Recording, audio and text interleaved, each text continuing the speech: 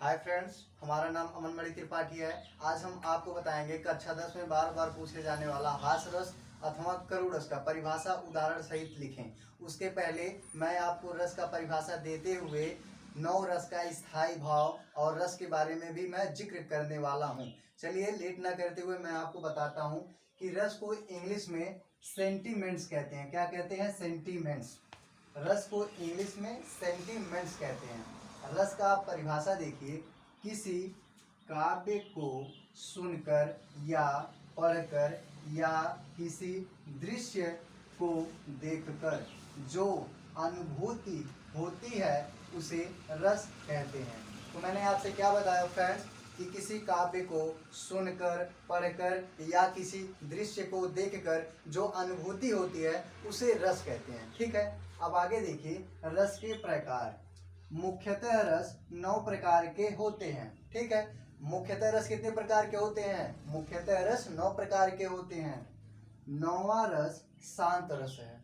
ठीक है, भरत मुनि ने 8 रस बताए हैं। अब हम आपको आगे बताते हैं कि जो 9 रस हैं उनके स्थायी भाव क्या है।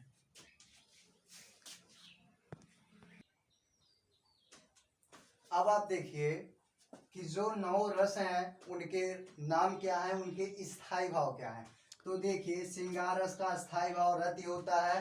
रत के अलावा भी होता है, एक होता है प्रेम, प्रेम होता है। हास रस का स्थायी भाव हास होता है। करुण रस का स्थायी भाव शोक होता है। क्या होता है? शोक। रौद्र, रौद्र रस का स्थायी भाव क्रोध होता है। वीर रस का अस्थायी भाव उत्साह होता है। भयानक रस का स्थायी भाव भय होता है। विभत्स रस का स्थायी भाव जुगुप्सा या घृणा होता है। अद्भुत रस का स्थायी भाव विस्मय होता है और शांत रस का स्थायी भाव निर्वेद होता है। ये मैंने आपको 9 रस बता दिए हैं। अब आपको मैंने बताया कि 9 रस कौन कौन से होते हैं, उनके स्थायी भाव कौन कौन से होते हैं, लेकिन कक्षा 10 में आपको इन 9 रस के बारे में नहीं पूछता है। मैंने आपको जानकारी के लिए ये 9 रस आपके बारे में मैंने बताया है। अब देखिए, हमको सिर्फ पढ़ना है हास रस और एक पढ़ना है करुण रस। इसका परिभाषा उदाहरण सहित लिखते हुए लिखना है बोर्ड परीक्षा में। ये हर हाल में मित्रों भाइयों, हर हाल में यह क्वेश्चन बोर्ड परीक्षा में पूछा जाता है। कैसे पूछता है? करुण अथवा हास रस का परिभाषा उदाहरण सहित लिखिए। अब मैं आपको आगे बताता हूं कि कैसे भी किसी रस का परिभाषा बनाया जाता है। ओके, मैं अब आगे देखता हूं। अब देखिए, हास रस और करुण रस का परिभाषा या 9 रस का परिभाषा हमको कैसे बनाना है। मैं आपको एक ऐसा ट्रिक बताऊंगा जिसको आप देखेंगे तुरंत समझ जाएंगे कि कैसे हमको किसी भी रस का परिभाषा बनाना है। सबसे पहले आप देखिए, ये होते हैं रस के अंग। कोई भी रस बनाएंगे तो सबसे पहले बिना इनके उपयोग के किसी भी रस का परिभाषा आप नहीं लिख पाएंगे। अब देखिए, रस के जो अंग होते हैं, जो सबसे पहले होते हैं स्थायी भाव, जो मैंने आपको अभी पहले ही बताया। उसके बाद देखिए, एक होता है विभाव, एक होता है अनुभाव और एक होता है संचारी भाव या व्यभिचारी भाव।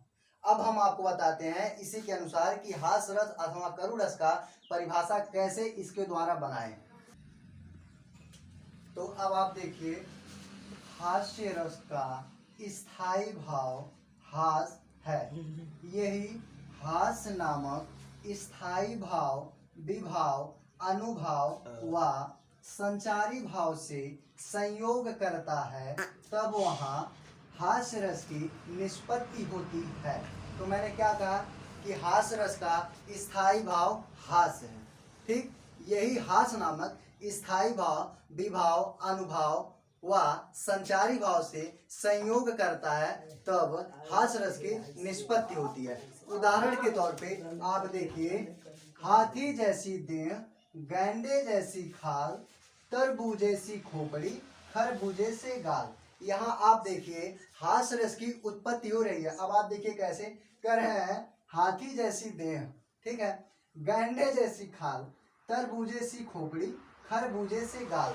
अब आगे हम आपको दिखाते हैं इस बिना परिभाषा को हटाए कैसे हम इसको करुण रस में ट्रांसफर करेंगे। अब आप देखिए कैसे हमको करना क्या है कि यहाँ उदाहरण मिटा देना है। क्या करना? उदाहरण मिटा देना है और उसके बाद यहाँ जो मैंने लिखा है हास्य, और यहाँ जो मैंने लिखा है हास्य, दो जगह, और यहाँ मैंने जो लिखा है हास्य, इसको और यहाँ से हास्य।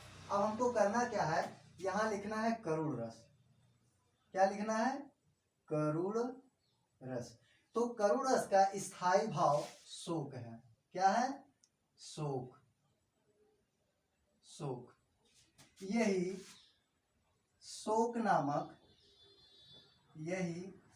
नामक स्थायी भाव विभाव अनुभाव व संचारी भाव से संयोग करता है, तब वहाँ करुण रस का या करुण रस की निष्पत्ति होती है। आपको देखिए कैसे हमने परिभाषा आपको बताया कि सिर्फ एक, दो और तीन जगह आप हटा रहे हैं तो दूसरी परिभाषा में कन्वर्ट हो जा रहा है। अब आप देखिए इसका उदाहरण कैसे हमें लिखना चाहिए। चलिए उदाहरण अब हम आपको बताते हैं कौन कौन सा। अब देखिए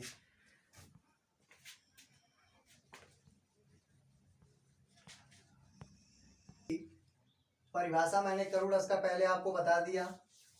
अब देखिए करुण रस का उदाहरण, हे खग मृग हे मधुकर श्रेणी, तुम देखी सीता मृग नैनी। खग का मतलब होता है पंछी। क्या होता है, पंछी। मृग का मतलब होता है हिरण,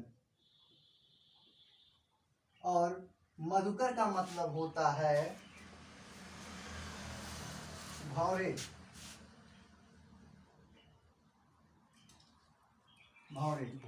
तो मैंने आपको क्या बताया, हे खग मृग हे मधुकर श्रेणी, तुम देखी सीता मृग नैनी। तो अब आप देखिए, हे खग मृग हे मधुकर श्रेणी, तुम देखी सीता मृग नैनी। खग मतलब होता है पंछी, मृग मतलब होता है हिरण, और मधुकर मतलब होता है भौरे। ठीक है, ये आपका उदाहरण हो गया। अब आपको मैंने कंप्लीटली हास रस का, करुण रस का परिभाषा उदाहरण सहित देते हुए मैंने हर एक चीज आपको बता दिया है। अब उसके बाद आपको हम एक बात और बता दें कि जो मैंने फार्मूला आपको बताया है कि कोई भी रस बनाना है। देखिए अभी हम दो रस बनाए हैं, उसी का सहायता लिया है। कौन कौन से, स्थायी भाव, विभाव, अनुभाव, संचारी भाव व व्यभिचारी भाव। इन्हीं के प्रयोग से हम किसी भी रस का परिभाषा बना सकते हैं, बशर्ते हमको रस का स्थायी भाव और उसका उदाहरण याद होना चाहिए। तो हाँ फ्रेंड्सों, आप हम सबको वो बता दिए हैं कि रस ये होते हैं, परिभाषा क्या होते हैं, उदाहरण क्या होते हैं, जो कक्षा 10th में बार बार पूछे जाते हैं। अगर आपको यह वीडियो पसंद आया है तो लाइक इसको जरूर करें और ज़्यादा से ज़्यादा शेयर करें। Thank you.